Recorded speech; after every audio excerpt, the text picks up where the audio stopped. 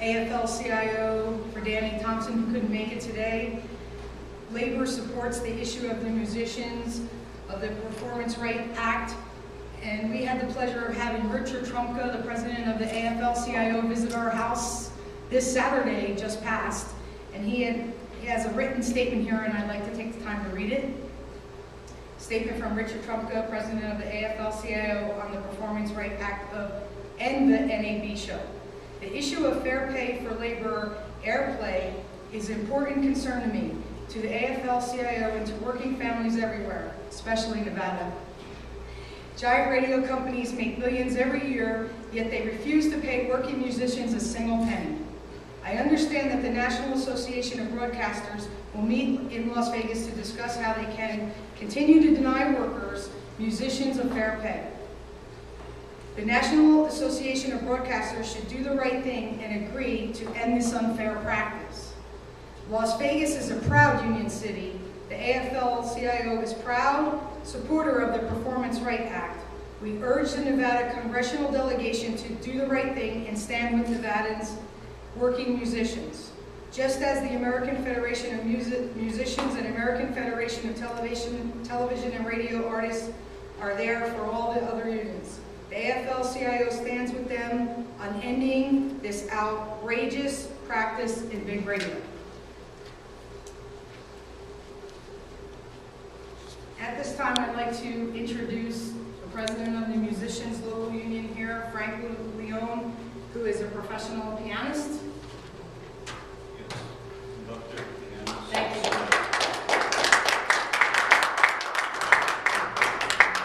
Right now, I'm a professional president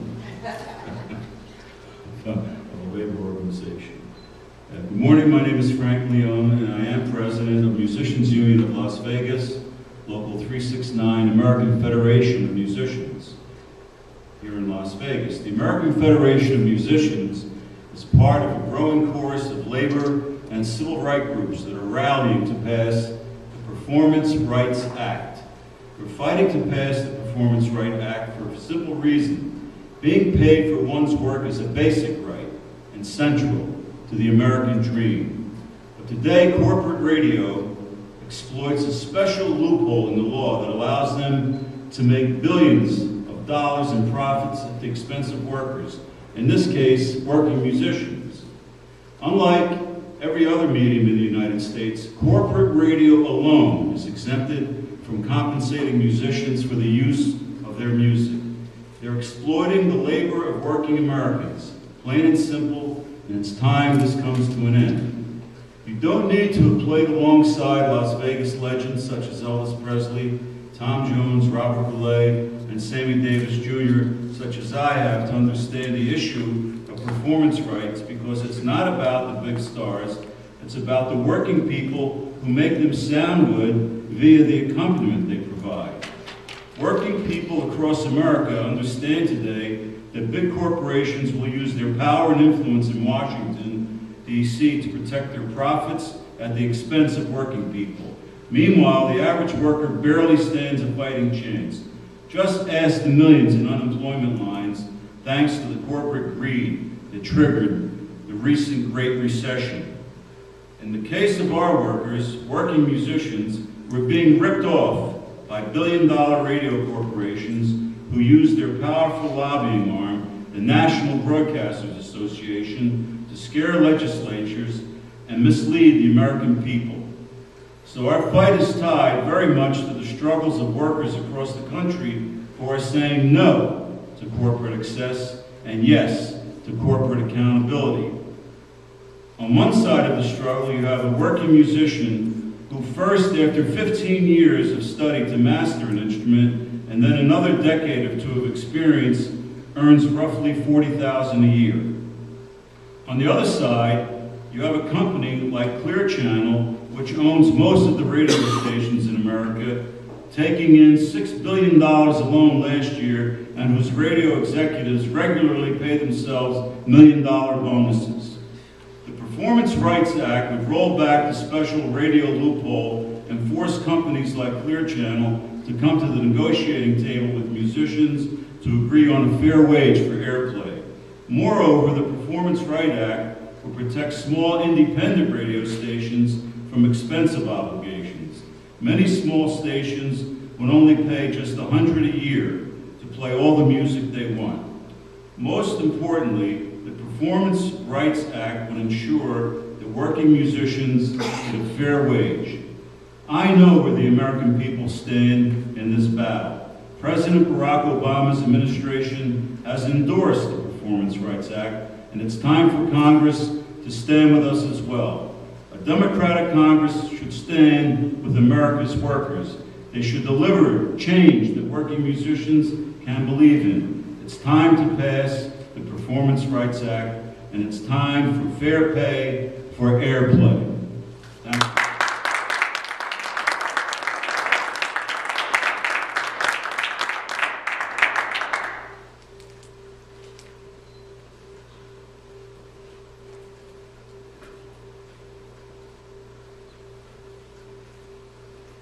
So our next speaker is no stranger to any of us, and that is Miss Mary Wilson of the Supremes. Woo!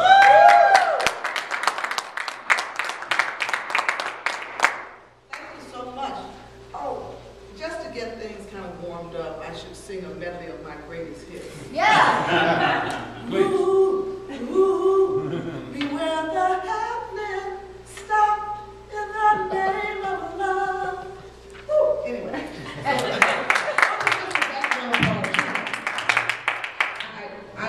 Those are just the background parts, and a lot of people will sort of laugh when I say I did all the oohs and ahs, Florence Bello and I, in the Supremes. They laugh, and I say, don't be laughing, because I've been laughing all the way to the bank for 45 years.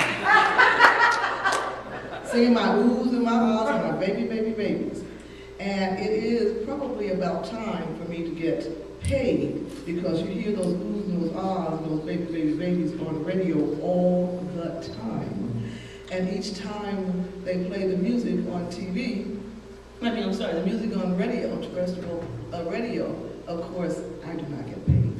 There are many people like myself, many artists from the 50s, the 60s, 70s, 80s, who are now very, very old. I'm 66, so I know they're older than I am, and you know, they're passing away without being properly compensated for their music and the enjoyment that so many people around America get from when radio, the oldie stations, the oldie stations play them all of the time.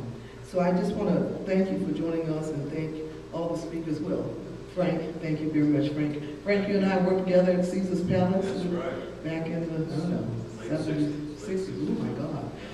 Okay. So I want to thank you, especially Deb, too, from the Labor Union, for being here today and supporting the Performance Rights Act. A lot of people are not aware that this really is a problem, because they figure that each time that music is played on the radio, that, you know, the performers, the ones who created it, sang it, made it popular, are being compensated for. And when I say this to a lot of people, they say, well, I thought that you were getting paid. No. And there was a time, yes, when our music was played, that people would run out and buy that music. You know, I have people come to me all the time and say, oh my God, I couldn't wait to run down to my favorite little store, the mom and pop record shop, and buy the records because I heard it on the radio. And that's a great thing. But that was 45 years ago. Now people do not run out and buy the music because they can download it, they can do, you know, everything. It's a listening public out there. So therefore, nowadays, we're not being compensated when that music is being played on the radio. The Performance Rights Act is about the economic justice for working musicians, but it's also for the fans of American music, whether you listen to R&B, pop, rock and roll, and even that rap, and hip hop. Sorry, I'm just from the 60s generation. And anyway, it is the next generation of performers whose hopes and dreams we must support. Because I want to see people really be compensated for their work. I don't know, what line of business are you in now? You're Work in politics. Politics? You're a politician, okay. But you know, most people who are artists get compensated.